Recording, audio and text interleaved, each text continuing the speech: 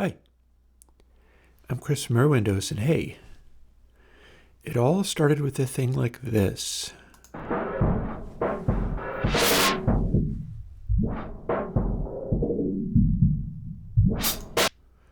That's not a plugin. That is a classic sampler, and I was asked to do a filter thingy that would act like that classic sampler, and it involved doing a little thing like this.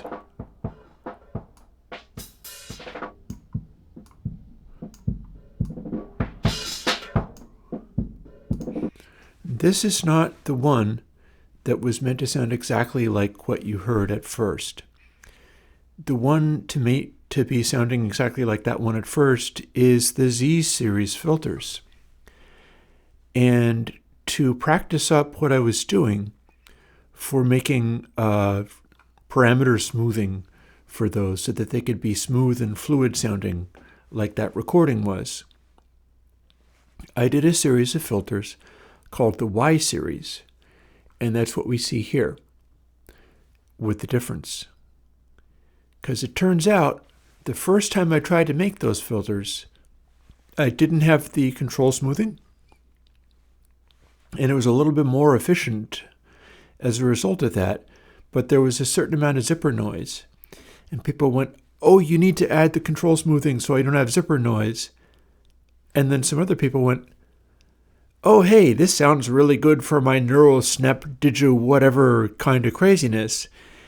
And I like it the way it is, so I made another version, and it was the Z2 series. But in order to practice that, I did these Y series plugins, and they came out of the gate with control smoothing. And then I was asked, can you give me Y series plugins without the control smoothing, which they originally had? So here we go.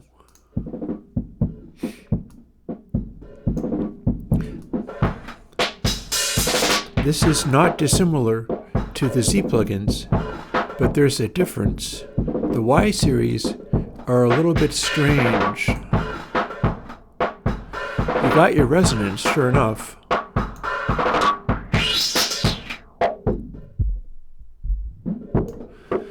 But then we've also got this control called Resonant Edge.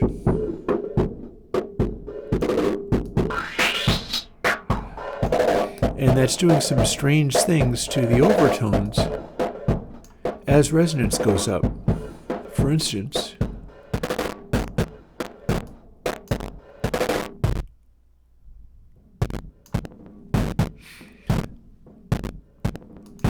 but this is such a crazy sound that why would you want to hear it on just drums, just because I happen to do a recording of the actual sampler using that drum loop? But we've got something else to play with, and this is from my Zox boxes.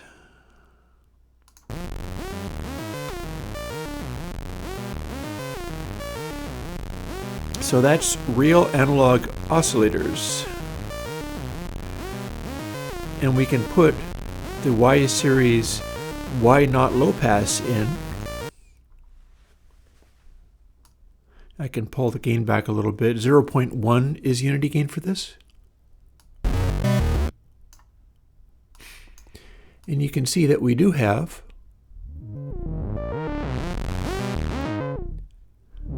a filter. Mind you, if you wanted the control smoothed version of this, you've already got YLowpass. But this is the one where the control is not smoothed. So if you're looking for a little extra edge or grit or a sort of strange electronic way of handling these things, this might be your jam. And we can add resonance.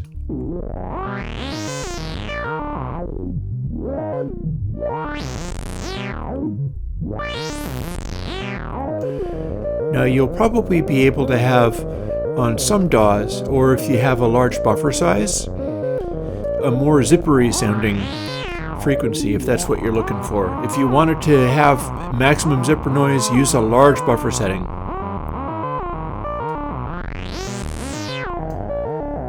But hey, we've got that Res Edge control to play with.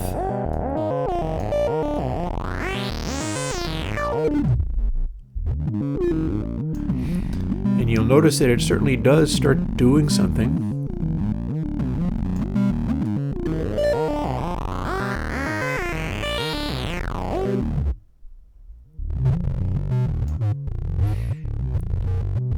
And as we increase it,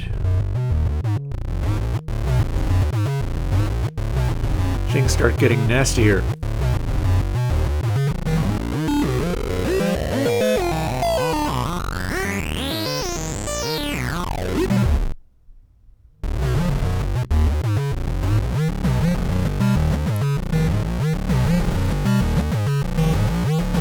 More resonance, the more edge you get.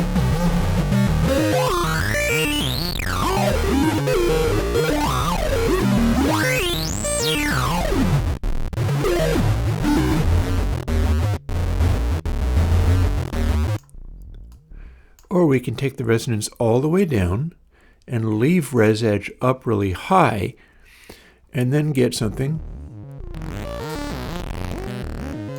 that's not quite like any filter you've ever heard before, unless you've already tried YLowpass, which is the smoothed version of this. But I don't know, this particular one kind of lends itself to unnaturalness.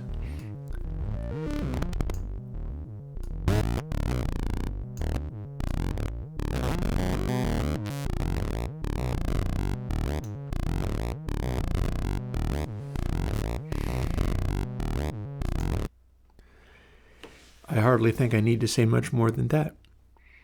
So there you are. This is the first in the Why Not series of plugins. Again, this is what I'm doing to buy myself some time while I build the first in the analog large format console versions of my console plugins.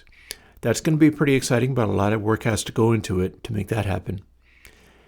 And I was asked for this. I've been asked for a number of things, actually. There is likely to be a plugin that will come out, not necessarily on Sunday, but I might just sneak this out through the week, because I was asked for a reissuing of a Mac plugin that I had, an audio unit format, where my sample delay used to do negative delays.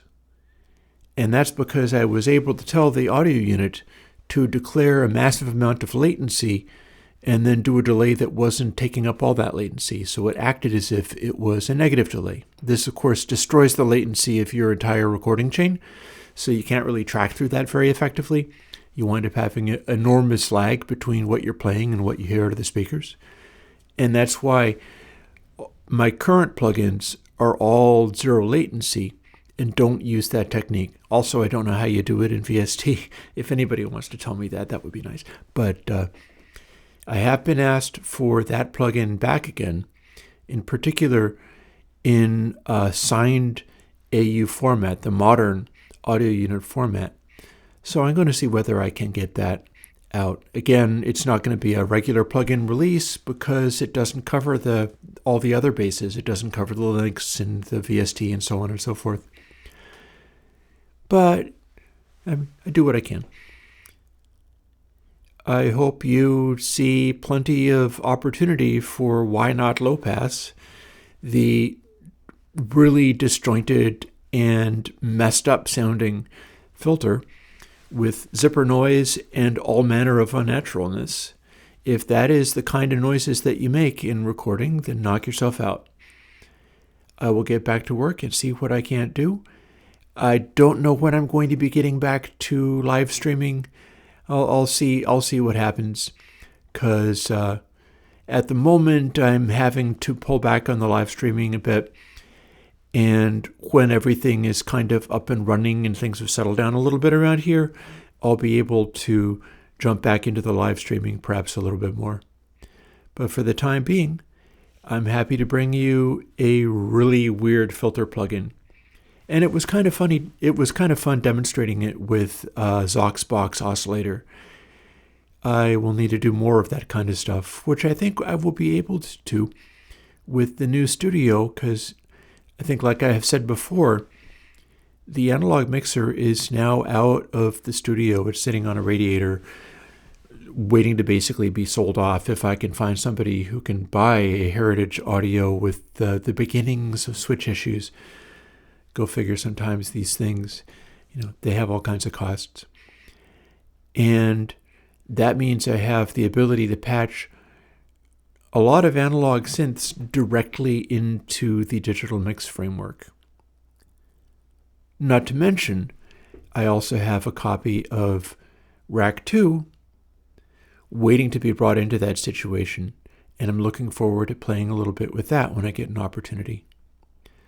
So, I will talk to you later. Bye-bye.